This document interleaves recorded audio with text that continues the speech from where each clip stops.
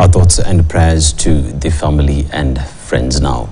Fishing is a skill that has been handed down through generations among the fishing communities of L.Victoria now in recent years. However, several challenges including climate change and overfishing have emerged, making it difficult for those risking their lives on the turbulent waters of L.Victoria to earn a living. Bramwell Bwire was at Dunga Beach in Kisumu and now reports. In the fading light of dusk, there is a deep sense of loss at the shores of L.Victoria. The once thriving fishing villages where boats set out every morning to harvest the abundant dagar now sits in a quiet reflection. The dagar, tiny silvery fish that once steamed in the waters, has dwindled drastically. The fishermen who once relied on the lake have found themselves struggling with the species they depended on fast disappearing. We find Daktari K, an experienced fisherman in his late 40s, sitting at the edge of a dock, staring out at the vast waters of L.Victoria.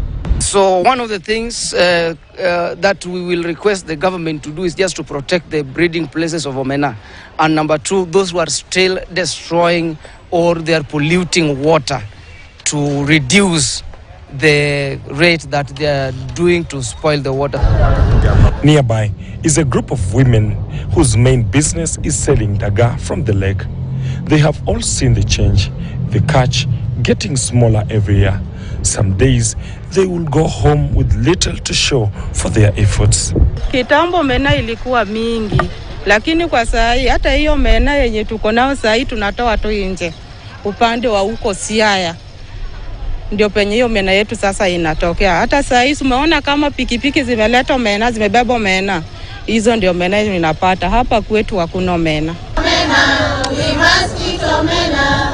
For generation, the young people living along the lake had too witnessed the decline, but they felt powerless in the face of such an enormous problem. That was until a group of friends, all from different parts of the lake shoreline, decided they will take action. They formed a youth-led initiative with one simple mission: to restore L.Victoria and bring back the dagar. What we are doing is we are doing it for our children, and they have to see what we are doing so that in the next future, either the lake will be more cleaner than the way it is. They will take the responsibility of making sure the lake is clean and saving the lake from plastic and all waste pollution. Omena, which is dagar fish, is going extinct. So we are requesting the community to take care of their waste at home, and also to know that omena is a very delicious meal. They should eat it, and we should go back to our culture of eating omena. It is key to prioritize the well-being of this lake. While we implement development projects, let's look at the sustainability. Let's look at the well-being of the lake and the people who live around this lake.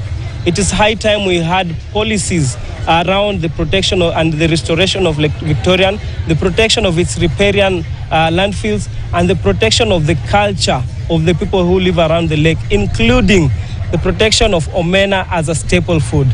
Although fishing contributes significantly to the country's GDP, the figure could double if the war on climate change and pollution of the lake is dealt with. Bramwell Bwire, KTN, Kisumu. You see, not long ago, I have consumed that omena, and as those protesting are saying, we must eat omena, and call upon all of us to take care of the water bodies by knowing how we are disposing our waste. Now, in rural Western Kenya, the fight for gender equality remains a daunting challenge that is deeply entrenched in cultural norms that have